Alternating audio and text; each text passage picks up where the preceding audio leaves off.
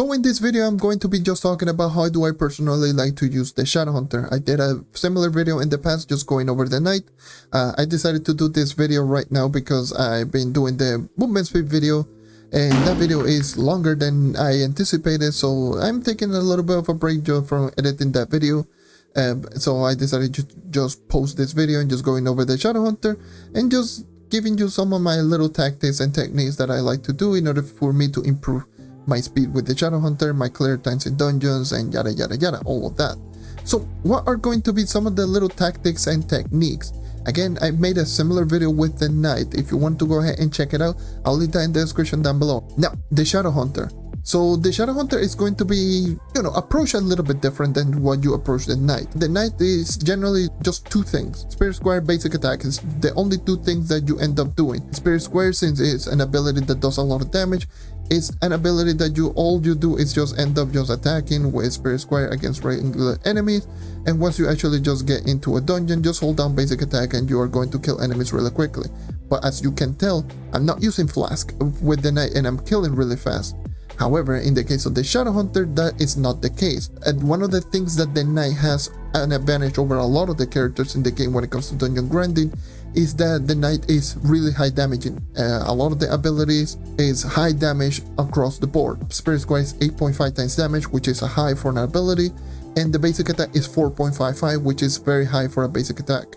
The Shadow Hunter, on the other hand, is below average in terms of everything that it comes to damage. So you need to do everything in order for you to improve the damage output. The basic attack is 2 times damage per arrow, even though one burst is 4 arrows, is 8 times damage. But for the most part, you're not going to be hitting all 4 arrows all the time, especially if you're moving really quickly. The other thing is going to be, the other thing that you end up using is going to be Sun Snare. Sun Snare is essentially your curse skull killing abilities, and the ability only does 3.5 times damage, which again for an ability is below average. So it has below average damage in basic attack, below the average in terms of ability damage. So what you end up doing with the Shadow Hunter is that you want to be using your Flask as much as possible. Shadow Hunter is a character that benefits greatly from using martial emblems. So whenever you do see me using the Shadow Hunter, you're always seeing me just using Flask, even with regular enemies, because with just regular enemy, it allows me to just 2 taps enemies with just 1 basic attack burst, allowing me to just kill enemies with 2 arrows out of the 4 in 1 burst. It gives me that much leverage in terms of just getting a movement speed buff, which is not the case whenever I'm just not using all of that, where I had to hit all 4 arrows against a passive ability enemy. But if it doesn't have the passive ability, you can actually just tell right there the burst actually doesn't kill. So yes, it is that much more inconsistent. So in the case of the Shadow Hunter, you need to be using martial emblem all the time. You want to kill enemies all the time with 1 or 2 arrows. You don't want to just hit all enemies multiple times. You don't want to kill enemies with more than 1 burst, and that's how you essentially start improving your dungeon's power or your movement speed with this character. That's why you always see me, whenever you do see me with the Shadow Hunter, I generally do all of that like you just saw right there. I generally just cancel out my burst with 1 dodge, because you can do that. You can essentially just cancel out your basic attack animation with 1 burst. If you do it correctly like this, you can essentially just kill the enemy and get the movement speed, like the dodge and all the movement speed buff immediately, which is insanely good that you can actually end up doing that with the Shadow Hunter, because it's just going to give you all of the forward momentum from the dodge, and it's also going to kill the enemy, giving you all of the movement speed buff. So everything just triggers at one time. And the thing is, you cannot do that without the martial emblem, because if you do that, you barely are going to hit with 1 or 2 arrows, and it's barely going to even do like damage to a regular enemy. So what you want to end up doing with the Shadow Hunter is Flask often. Use martial emblem and a crash. I swear, Trove is the only game that you crash just by looking towards the side, like what the hell. Baba Booey. As I was saying, what you want is martial emblem as much as possible with this character, because you want to just get all of your movement speed all the time. Oh, golden egg, give me that. I've already gotten so many golden eggs, dropped down multiple recordings. Baba Booey. In today's video, I'm going to be talking about what do I do with the Shadow Hunter. Oh, a golden egg, give me. So I'll be just dropping in some clips right now on screen. These are going to be some clips. Oh, golden egg, give me. Things with the Shadow with Spirit Square. Then oh, another golden egg, give me. I'm just going to be doing that throughout the whole video. So yeah, the golden eggs in the bonfire event is kind of crazy. Anyways, martial emblem, please get it and use it all the time with the Shadowhunter. Shadowhunter is not one of those characters that you can just end up using without the need of martial emblem. This is important with this character. Always use it. Even with regular enemies, you need to always use it, especially if you're doing over 11. Of course, if you're doing like lower portal like U8 or whatever, like a portal that you end up killing enemies quick, then obviously, of course, you don't need to use martial emblem for everything. But if you're doing over 11, then this is really important that you need to be using on this character. This is definitely a character that you need to be martial emblem active all the time, 100% of the time. Now I will be going over the abilities that I end up using. So starting off with the basic attack. So basic attack is going to be a very interesting thing how I ended up using. A lot of people might think that I use the basic attack on everything, which is kind of true, but not really. I end up using the basic attack mainly against obviously regular enemy, like I just mentioned, with martial emblem momentum building, and I use it against bosses. But on Cursed Skulls, I use Sun Snare. Sun Snare is probably arguably the best ability for Cursed Skull in the entirety of the game. If you use it on a lower portal, just treat yourself, just use this ability on a low portal. It's kind of ridiculous because you end up spawn killing enemies. It's not even funny. So Sun Snare is extremely good, and once you actually do get into the higher damage, you can actually just kill enemies one shot. And for my Shadowhunter in particular, I can actually just legitimately just one shot enemies with just one martial emblem, which at that point, once it becomes like a one-shot and killing machine against Cursed Skulls like that, it becomes really strong. Now, what is going to be also very important to note is going to be in regards to energy regeneration. One of the most important steps with the Shadowhunter, believe it or not, is going to be energy regeneration. Energy regeneration is very important on the Shadowhunter, especially once you actually start getting into the higher power rank, into the higher stats for over 11, or if you're doing lower portal like I do in over 8, you need energy regeneration on this character. Sun Snare is so valuable. You can actually just destroy, and I legitimately mean destroy Cursed Skulls with Sun Snare, especially once you actually start using energy regen and all of that. So I'm just going to be completing this 5-star dungeon, well, just explain some of the techniques that I like to do whenever I'm just using the Shadowhunter. So when I'm just running around against a Cursed Skull, some things that I just like to do is I just immediately start throwing, you know, Sun Snare, and with energy regen I can just keep throwing Sun Snare just very quickly, and I can just kill Cursed Skull like no problem. And if it is like a two-way Cursed Skull where enemies are just much more resistant, I can just throw down Sun Snare, throw down another one, just kill enemies immediately. Is really strong for Cursed Skull. And for bosses, of course, martial emblem basic. However, of course, if I am on a lower stats, I would use some of the other abilities, like I would use Shadow Seekers, and I will use the ultimate ability against bosses, which they are very important if you're on the lower stats. I generally, whenever I use my PC character, ooh, another golden egg, gimme. Again, I'm going to be doing that all the time. So if you're on the lower stat, of course, some of the things that you want to end up doing is going to be just end up using your Shadow Seekers and your ultimate ability. Those abilities are really good. I used that on my PC account whenever I was just upgrading my PC Shadowhunter towards the beginning in over 11. I used a lot of the Sun Snare because Sun Snare is ridiculous in terms of damage output. You can easily just one-shot bosses, even at the mid-game. In over 11 is really strong in that regard. And what you can end up doing is just, instead of just throwing them down from really far away, just walk on top of the enemy and just throw it down on top of the enemy. Is going to immediately detonate, and you're going to be able to kill essentially bosses really quickly. And if you're also just really struggling in terms of damage output, one of the things that I like to do is just throw down at least 1 to 2 arrows with the ultimate ability. The ultimate ability is actually really good because you can actually just throw down ult and just go like this and kill the enemies really quickly, because the ultimate ability does a damage over time. If you throw down 1 arrow really quick, then you can just throw down basic attack. The arrow is going to do the direct damage, which I believe does 5.5 or 6.5 or something like that, and then it's just going to have a damage over time that is just going to help you out in killing bosses really quickly. So you can end up using those things towards your advantage. That's what some of the things that I end up using towards the beginning. Ooh, golden egg, give me that. I'm so stupid, what the hell is wrong with me? So yeah, those are some of the things that I just end up using on the Shadowhunter. Ooh, another golden egg. God damn it. Alright, so I'm getting distracted by golden eggs all the time. Those are some of the things that I personally like to do with the Shadowhunter towards the beginning. At the beginning, you don't need to just worry about too much in just speed and just moving around really quickly. You generally worry about killing enemies as fast as possible using martial emblem, using your abilities, and then once you actually start getting to the higher stat, that's when you start mainly just using your basic and Sun Snare. For obviously, of course, Curse Skull, Sun Snare, bosses using your basic, so you can just end up killing enemies really quickly. One last thing is going to be in regards to the dodge. Dodging in this game is extremely important.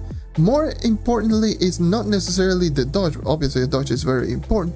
Is jumping. Shadowhunter benefits greatly from jumping. There are two movement speed techniques that you can end up using on the Shadowhunter that you can do in order to improve your speed, and that is going to be jump shooting and jump dodging. I did explain this, I believe, on my 40k PR Shadowhunter video, that jump shooting, jump dodging are extremely important movement speed techniques on this character. And you know what time it is? Golden egg. Okay. But yes, jump shooting is very straightforward. It's just jumping and shooting.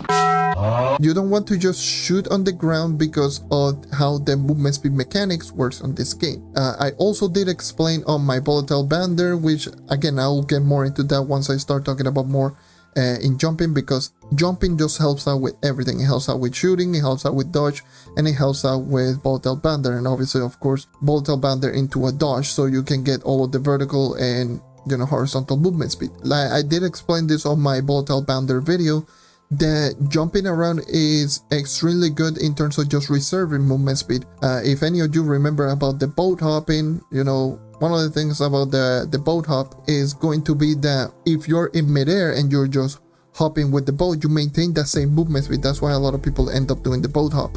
So yeah, jumping, golden egg, gimme. I actually don't even need that amount of golden eggs, but hey, whatever, I'm just going to save them. If you are moving around with a mount like this, moving around, just getting all the movement speed buff, and you're just moving really quickly, but the moment that you drop into a mount, your movement speed just drops immediately to the set mount movement speed. But if you're just jumping and going to the mount, you clearly can see that you are not losing your movement speed immediately, it's just gradual, and this is an important thing to just keep into account with everything related to the Shadowhunter. Shadowhunter's base attack speed reduces your movement speed, but I believe it's like 30%, and another golden egg, give me that. Taking those two things into account, you can clearly see if I actually just tap shoot, you can actually just see that my movement speed just gets reduced immediately on the ground. Again, if I have a lot of movement speed buff, but if I start shooting, you can clearly see that it just kills my movement speed every single time that I tap my trigger. However, but if I'm actually jumping, you can clearly going to see that I am not even losing movement speed.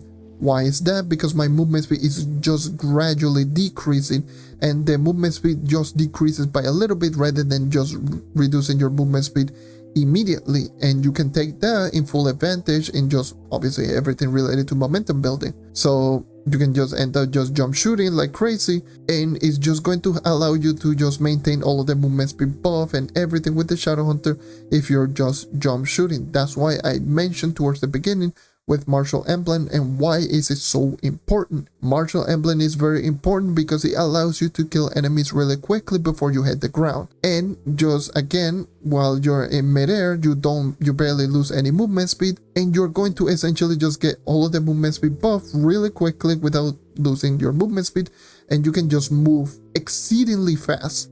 And that's one of the things that I personally like to do. This is why whenever you do see me with a Shadowhunter, you are always seeing me just jumping. I'm always jumping. I'm always just tap jumping. Even on the ground, I'm always tap jumping.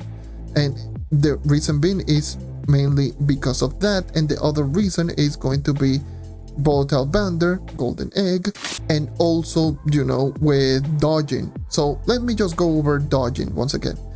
Dodging, of course, is the same thing. Dodging, whenever you're dodging on the ground, you clearly can see that there's a stop at the end of the animation. So you can actually just see, and there's a stop. See? there's a stop. This can be avoided if you do a jump dodge. This is the same thing that you end up doing with the Neon Ninja. There is a jump dodging that it will essentially negate all of the problems in regard to the movement speed reduction whenever you do a dodge. If you do a jump dodge, you clearly are going to cover a lot more ground because dodging distance is based on how much movement speed you do have, and if you're in midair, you generally don't lose that forward momentum. The best timing that you end up doing your dodge is going to be immediate jump dodge, not late. I generally don't like to do the dodge late. I generally just end up doing the jump early as possible. So whenever I'm just killing an enemy, I immediately just jump dodge, just really fast. That allows me to just keep all the forward momentum. You end up just moving really quickly. So jump dodging, golden egg, jump shooting, you can end up just doing those two things alone, and you're clearly going to see how fast you can end up running with this character, and just running in midair, and you can just do stuff like this so fast that the map is not even loading. And those are things that you can end up doing with this character. Flash, kill enemies while in midair, and you end up just doing a dodge while you're jumping, and you're going to keep all of the forward momentum, and you're going to end up just killing enemies really quickly, and it allows you to just have all of the movement speed buff. One last thing is going to be in regards to volatile bounder. Volatile bounder is going to be another thing that benefits greatly from jumping, that the volatile bounder's movement speed is gradual whenever you are in midair, so you can take that towards your advantage in terms of just going into volatile bounder and just immediately getting out, and you're not going to lose any forward momentum, and you're going to get all the upwards momentum with volatile bounder. And the good thing about this character is going to be in regards to that everything it revolves around the dodge. So you can essentially just do jump, volatile bounder into a dodge, and you get the benefit from jump dodging and the benefit from the volatile bounder all in one go in just one swift motion. And you can end up doing all those in terms of just combination. You can just get stuff like this. Yeah, it allows you to just kill enemies really quickly. And with all of the little things that I just mentioned, just with Sun Snare killing Cursed Skull, and just getting into a dungeon and just moving into the next dungeon, there's a boss dungeon, just getting right immediately, and you can just kill enemies really quickly. And that's essentially just the beauty of this character. And once again, this is just how I personally like to use the character. If you feel uncomfortable using the character, then don't use it that way. But if you want to use the character like this, and you want to get into dungeons really quickly and just move this is Uber 11, just complete dungeons really quickly. I didn't even open the dungeon just, but who cares. And the Shadowhunter is just simply just allows you to do all of those because everything just works together.